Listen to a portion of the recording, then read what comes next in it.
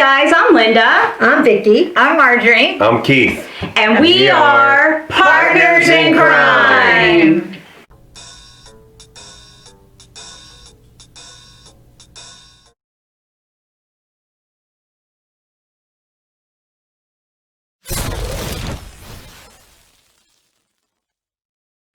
Today we have our wine segment, so I picked up an Apothic White. It's a winemaker's blend. I have had a lot of the reds that they put out, and I like them a lot. So we're going to try this Apothic White to see what everybody thinks.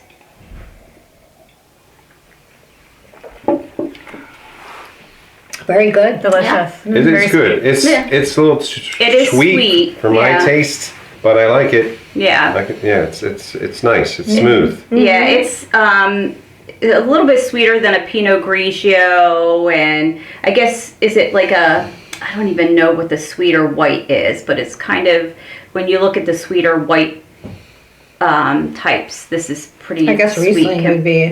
Compared to that. Yeah. No, Pinot Grigio. It's definitely a lot sweeter than that. Not a lot, but a touch sweeter than that. So, but what do you guys think? Would you recommend this? Yeah, I think so. I like You could sweet. bring it. If you like sweet, I think you'll like it. Yeah, and I definitely like sweet, so it's good. So we can recommend Apothic White, and it's not just me and Vicky. The four of us can recommend it. So there you go.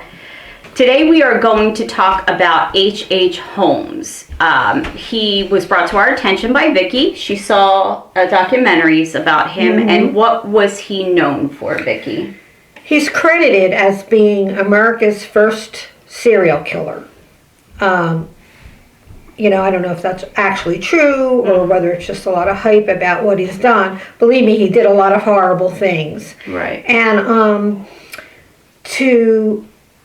to talk about it, I thought it just warranted me wearing my skull earrings. I don't know if you can see them. And after we get into it, you'll see why. Also, my skull bracelet. And by the way, this jewelry comes from, and we've talked about it before in another video, Rena's Snapworks. So if you have an opportunity to check out her website, it's neat because you can change the snaps on it. You can take them off and put different ones on. So it's a fun piece to wear. And it's RENA Snapworks, all one word. Right. Yep. So anyway, H.H. Holmes was born Henry Webster Mudgett. He took on that name of H.H. Holmes in about 1896 when he worked in a drugstore, and he eventually owned the drugstore. But he did have medical training. He did go to medical school. So he used doctor, and he became Dr. H.H. Holmes. Now, did he practice medicine? I don't think he ever practiced medicine. I don't think so. That was something I was curious about. He used his medical skills for sure in a nefarious way. And as a result of that, he had other nicknames like Dr. Death. And he did confess to 27 murders. Now, he was only convicted and sentenced to one of them. And it was an accomplice of his named Benjamin Peitzel. However, they do suspect him of around 200 murders, maybe even more. And the span of his crimes was from 1891 to 1894. And when he did get sentenced or put in jail, he was in Pennsylvania, or in Philadelphia, correct? Yep. Okay. It was right at City Hall, Philadelphia. Yep. Yep. That's what I thought. That's where he was sentenced. That's where he was tried. He was tried in City Hall. Yeah. Now, I believe he was in jail prior to that for another crime. He was a swindler. He was a shyster, a con man. He really got away with doing a lot of these things, a lot of insurance fraud as well. Yeah. So as a result of his earning money doing these kinds of crimes, he built a hotel across the street from the drugstore. Well, yeah, he built his own. It was actually, it had retail things on the bottom, and then apartments on the top. Right. And then it was in Chicago, and it was right at the time where they had the World's Fair there, which had brought in millions and millions of people. Millions of people. And he rented to, Right, he took advantage of that. Well, he rented to people, and then there's all kinds. They don't even know how many people he killed, but Right. So what he did was he built this across from the drugstore that he was working at. Yeah. He did own that drugstore after the proprietors of that drugstore passed away. Now, they said there's a possibility he killed them, but we don't know that. More than likely, I would assume. The hotel that he built was out of a horror movie. It had all kinds of rooms that were opportunities for him that he specifically put in for this reason to murder people. Some of them were gas chambers, some of them were so tight that the air wouldn't flow and people suffocated in them. And he had a safe. He had a safe built in the house. Right. Where he would lock people up in the safe too. And what was curious about when he was getting this built as well, he hired people to build this. Then he would fire them after they did a certain amount of work. He wouldn't pay them. Obviously, he'd say they did shoddy work, so he wouldn't pay them, so he got away with that. And the reason why he would have different people making different parts was so they didn't know what the whole thing was going to be like. So he could have these chambers and that sort of thing built where nobody would be able to put the pieces together. Now, wasn't there something about the safe when they did build that tried, he didn't pay for it? Yes. And then they said we're going to go take that safe back. It was in the building. Yeah, and he's like, you can't even get it. So he got away with that too. They couldn't hold him to pay that. Right. So many things that he got away with. Yeah, but in the house there was, he had these hidden walls, hidden passageways. And then he had a chute that he would drop bodies down. Right so going into the basement. That was crazy. He just opened the wall. Beyond belief. And just shut the It was a greased chute going down to the basement. So. Right. And then he had a furnace down there, and he had all this. Right. Where he would cut up the people. Yeah, he would cut them up. And some of the people that he rendered unconscious, but they were still alive. And he would drop them down that chute. And he would put them on a table, like an examination table, and torture them, and until there weren't any more. He would do it. Would be for days that he would do this to people. Well, didn't he pull them to he pulled their legs and arms and disconnected that, and tortured them, cut them, and there's been a lot of movies and documentaries on him, and some of them they act out, they have actors portraying what he's done, and I'm sure a lot of it is dramatic license, but you get the idea of how horrible what these crimes were that he committed. It was a lot of young women, because young women that were at the World's Fair then would check into this hotel. And in those days, there wasn't an easy way to trace people. They didn't have credit cards. They didn't have cell phones. There was no pinging going on. So they would just vanish without a trace. People couldn't find them. Their families were like, where are they? All they knew is they went to the World's Fair. And never returned. They did say something about older women as well. Anyone that was flaunting their wealth, with the jewelry and that sort of thing and the furs, he would bring them, he'd go up to them and say, hey, I have a room for you if you want to stay here for the evening. and then they also never returned. They didn't really specify in what I saw why he did that. I would assume it was to steal the jewelry and the furs and that sort of Sell thing, it, maybe. and to sell it, to Yeah. make money off of it. So what did he do with these bodies?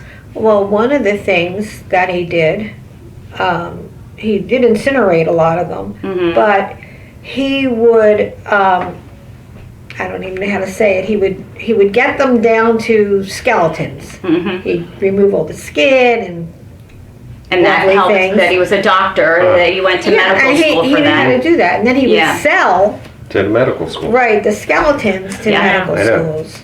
And get- Yeah. Yeah. And they were saying he, I don't know, maybe get like $200, which is like A lot couple back then. thousand. 6,000 or something Yeah. back then. Yeah, Amazing. so Yeah. he would have affairs with some of these women, and that didn't save them. Mm-hmm. He did. He had 3 wives at the same Yeah, time. he did have 3 Yeah. wives at the same time. And what's interesting is that he didn't do anything to those wives. Those Well, the wives one- survived. I thought he did kill 1 or 2. No, No? I don't think so. I thought they Uh, made a point of saying that I know his a wives. couple did live, but we'll have to revisit Yeah. that No, to see how many You're right. wives. I think because I I thought there was one that drowned. Is that no? no, his that was cousin. his cousin. I mean, there was a lot of deaths around him that they speculate that he could have been involved in. And maybe right? they weren't his wives. And now that I think about it, it said that they worked for him. They were his secretaries. Well, he would make him take out life insurance. And they Oh, named yeah. him Yeah. as the beneficiary, Right, right. And that's why he That's a killed red him. flag right Yeah. there. If you're going to marry Don't get And life somebody- insurance. yeah, somebody asked well, you I to won't take life say that insurance because out. I'm a and who knows at that time? I don't even know. When did life insurance even start? And at that time, I don't maybe know. it wasn't fully understood. And They just I don't know. yeah. I mean, they did talk about the life insurance industry and how they had to do an investigation and that sort of thing. So they were pretty savvy, I would say, back then. They had to make sure that it was an actual death. Yeah. When it came to his accomplice, that's who we're talking about. What was his name? His accomplice? Heitzel. I Yeah, forget his first Heitzel. Right. Because his wife, HH did have his wife take out life insurance on her husband, and then he did this scheme to kill him to get the life insurance from her. And it They was were very gonna fake elaborate it. with their children. Well, that's how he got arrested because they were going to fake Heisel's death. Yeah. And it was only, I mean, the amount of money didn't seem like it'd be worth it, but I forget what the We're back amount in was. It was those like days. $12,000 or something. But Yeah, I guess it's a lot of money. Yeah. Anyway, yeah, but he actually killed him. And then he convinced the wife that he wasn't dead and it was all part of the plan. And then he had the 3 children. 3 children That's horrible. of this guy. Yeah. Yeah, they had Heisel's 6 children. kids. Yeah. And then how this guy got, would able to be convinced to give him their children and they're traveling around the country with him. Yeah. Yeah, so It's the really wife bizarre. never saw her 3 children again. Right. They would write letters and He never sent he them. never sent them. So it wound up that the children were murdered. They were murdered, and I think his reason was so they wouldn't be beneficiaries Yeah. of whatever money he got. Yeah. Wow. And there was an insurance investigation, and I think the first daughter, the oldest daughter, had to go identify her father's body, Right. and she knew, she was coached ahead of time Right. what to say. Well, she thought that he wasn't dead. She thought that Right. he was still alive and that they were going to meet up in another part of the country. Right, and one of the reasons he was able to take the kids was because he told the wife that Mr. Peitzel wanted to see his children, and he was going to take the kids Got to it. Peitzel. Mm. So, Yeah, because they went on this whole cross-country tour. This guy Yeah. Pikesell and H.H. Holmes. yeah. And that's part of how they ended up in Philly. Yeah. And then and they were doing this, all kinds of illegal activity, getting money, scamming. It's, I did read that two of the children, to kill them, he locked them in a trunk and then ran some kind of a gas hose into that trunk so that they were asphyxiated. Like carbon monoxide poisoning. Yeah, and they died that way. One of the other daughters died separately. I don't know how he killed her, but all three of them were dead. There were other people that he killed, and one was a woman named Julia Connor. She actually lived in the murder castle, which is what they called it, and he had an affair with her. She was working in the retail part of the building, and her husband at the time was like a manager there. His name was Ned. So when Ned found out about the affair, he left. He left her and the child there. Right, She had a Pearl. 6-year-old It was a daughter. girl. Yeah, Pearl, Pearl. And, they seemed happy enough until around Christmas of 1891, I believe they said. They both disappeared. And eventually remains of the little girl were discovered after police started investigating him. There was another, and Holmes claimed that he was responsible for her death, but it was because of a botched abortion that he performed on her. Oh, that's right. I remember that. She did. He said that because she wanted to get married. She got pregnant and she wanted to get married. So he said, I will marry you if I can perform an abortion on you. Right. And that's ultimately she did die. Right. I don't know if it was from the abortion or he just killed her Oh, and he her just daughter. killed her. Yeah. He just killed her. And he was actually, they say, an attractive man. So it made it easy for him to get these people to trust him and do what he asked. So another serial killer like Ted Bundy, you have these attractive people that actually know how to talk to people and let their guard, they have to let their guard down, and then they do take advantage of them. He was very charming. Yeah. And he had charisma. And I think that's the key for a lot of, not only serial killers that can attract people, but cult leaders. They have this charisma that attracts people, lets people, become obligated to them. Right. And, he had another affair with a woman who disappeared in 1892. Her name was Emily Sigrand or Kigrand or something to that effect. And also, there were two sisters, Minnie and Nanny Williams. They both died at his hands. He told the police the same thing about Minnie that he did about Julia, that it was a botched abortion that killed her. Wow. And speaking of, I want to go back to the cult leaders.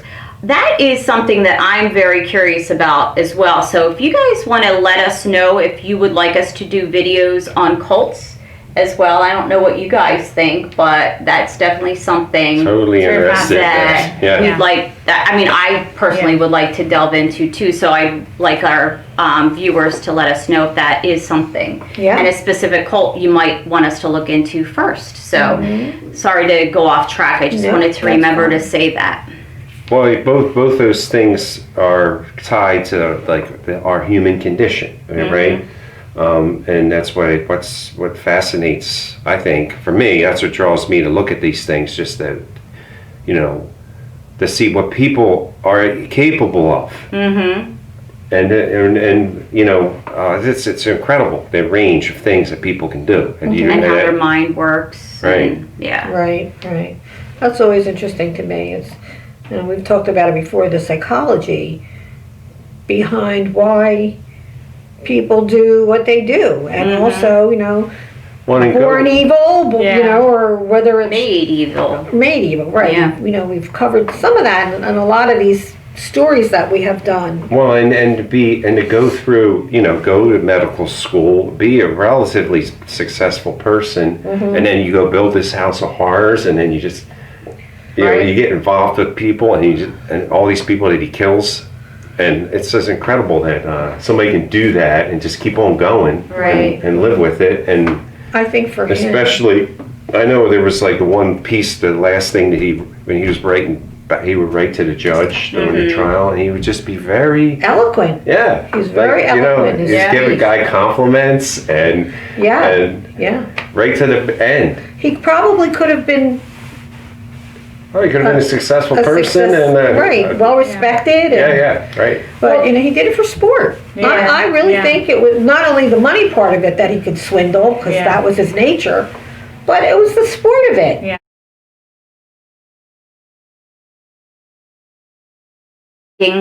A lot of people cry at this point. Maybe I should cry too, just to look like everybody else. They're very Well, I should say I miss this person, or because that would be an acceptable social response to get accepted by people around me. Yeah. Well, I mean, when you think about the stuff that he's done, how he tortured people and how he murdered them and killed children, and there's no possible way that he has any empathy, that he could turn on and off. He just doesn't have it.